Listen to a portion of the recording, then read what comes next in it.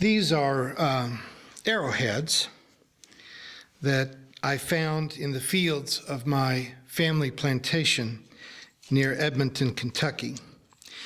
They probably belong to Cherokee hunters in my home state, whose name derives from the Cherokee description of the area, which meant dark and bloody ground. I don't know if that's how they viewed Kentucky at the time or if that was prophecy for when my people would later elect Mitch McConnell and Rand Paul to the United States Senate. But I will not further speculate on that point today. One of my relatives, the family for which I'm named, Edmund Rogers, settled there following the Revolutionary War to establish a slave plantation.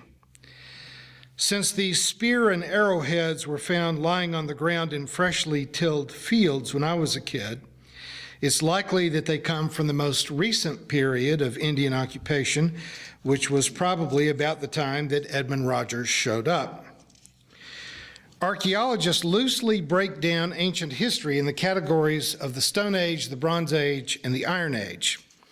Until 4,000 years ago, virtually all weapons used in both hunting and warfare were made of stone, wood, and bone.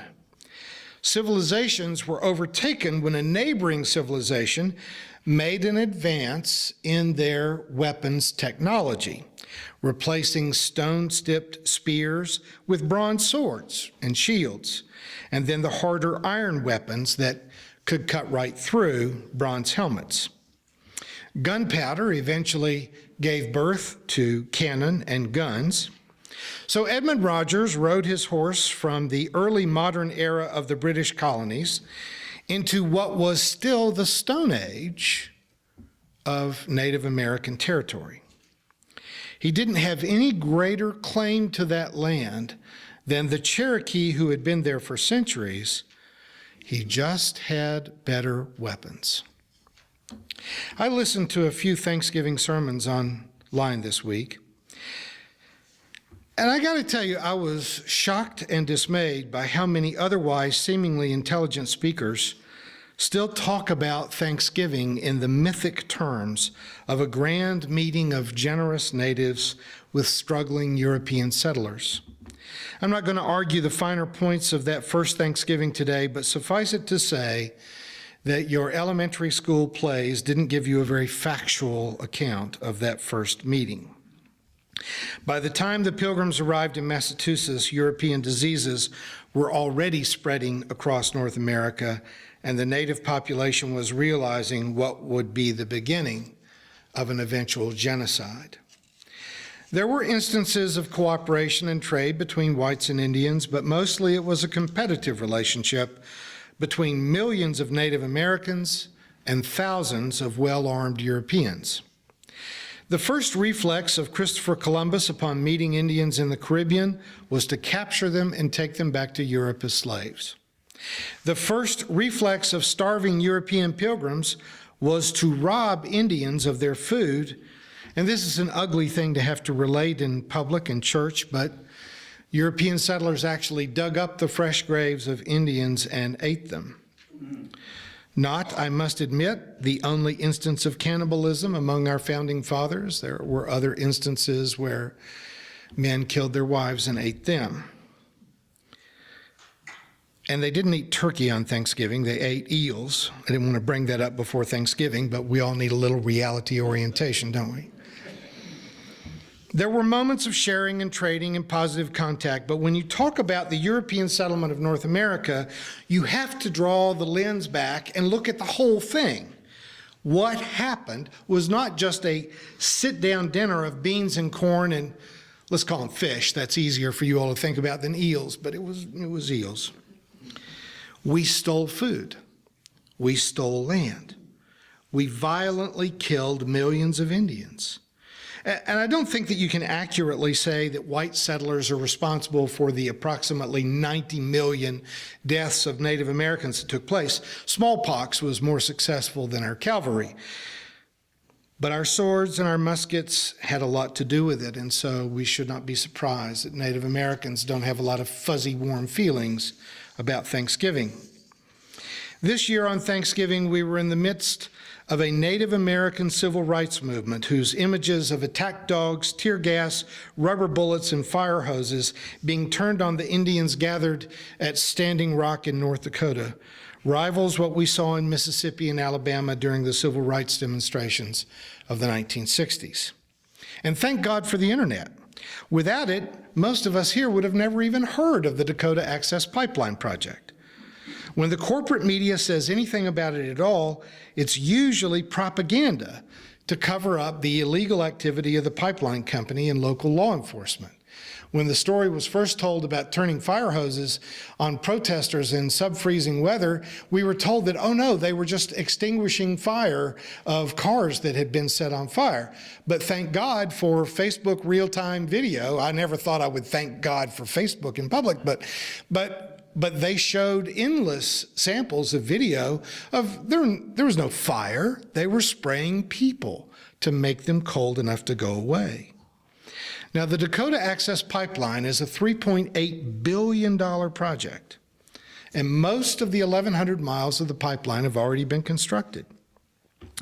I wish the whole project could be scrapped. I wish it could. The oil that they are going to bring through that pipeline needs to just stay in the ground. It's sequestered carbon that really doesn't need to be released into the atmosphere. But it's going to be finished. Still, I hold out some hope for some solution other than putting a segment of it under the Missouri River on Sioux land. But there's probably too much money behind the project to stop it entirely. More than 3,000 people who are determined to remain camped out at Standing Rock through the winter are unlikely to be successful if you define success in terms of stopping the construction entirely. But there is a larger victory here. The Indian demonstrators, who prefer to be called water protectors, are in their protest raising a lightning rod that is bringing indigenous tribes together in a more powerful way than has been seen for hundreds of years.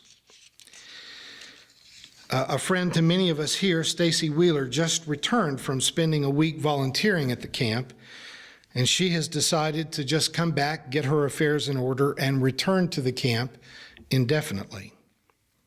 The camp is following very strict rules of nonviolence, demanding that everyone there follow the law. There are no weapons allowed, and not even anything that could be mistaken for a weapon. They allow no drugs or alcohol in the camp. They are devoting themselves primarily to prayer and to religious ceremonies. They are living communally, sharing food and shelter, and using their own bodies to impede construction of the pipeline. The excessively militarized security guards working for the pipeline company and those deputized by the Morton County Sheriff's Department have sprayed down hundreds of demonstrators with fire hoses in sub-freezing temperatures that they had literally trapped on a bridge where they could not escape the water. They used tear gas, rubber bullets, and attack dogs among peaceful demonstrators. One woman nearly lost her arm being shot by a tear gas canister, and she is currently hospitalized where they're trying to save her arm. Lately, crop dusting airplanes have been flying over the camp at night, spraying what is believed to be pesticides on the camp.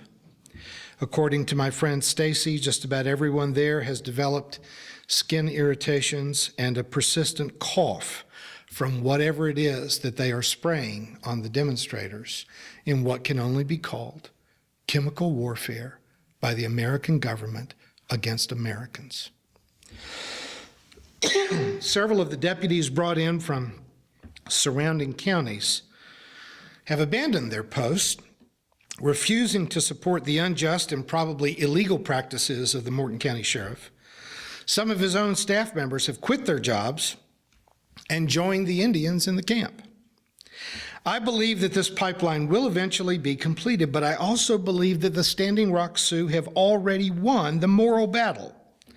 And the longer they can remain encamped in large numbers, the more the media will have to start telling the story of this 21st century civil rights movement. In a separate video that I will post as a companion to this one, and I'll have to ask our YouTube and iTunes audience to bear with me and listen to both this evening, I'm going to tell you about how you can help us to support the Standing Rock Camp. I and some friends will be going up there. We're leaving on Christmas Day, and we're going to be in North Dakota for a few days. I plan to be back here to tell you some about what I experienced on New Year's Day. If for some reason you log on to YouTube and I'm not here on New Year's Day, you can bet that I will have an even more colorful story when I do get back. Oh, thank you so much. Very thoughtful of you. That is frozen solid. Sometime this afternoon I'll drink some of that. That's great. But just like in the days of the civil rights movement of the 60s, the pipeline company and the government in North Dakota are sure, they are certain, that their aggressive tactics and the harshness of the Dakota winter, and now an order for them to vacate the premises, will wear down the Indians. Our federal government has already sent FBI agents to infiltrate the camp. President Obama is doing nothing to stop the abuse of Native Americans and the other supporters in camp there, and Donald Trump has received millions of dollars in political donations from the pipeline company. You might say that the die is already cast, but I want to leave you with this one thought. Just before the Battle of the Little Bighorn, General George Custer wrote in a letter reassuring a friend, "There are not enough Indians in the world to defeat the 7th Cavalry."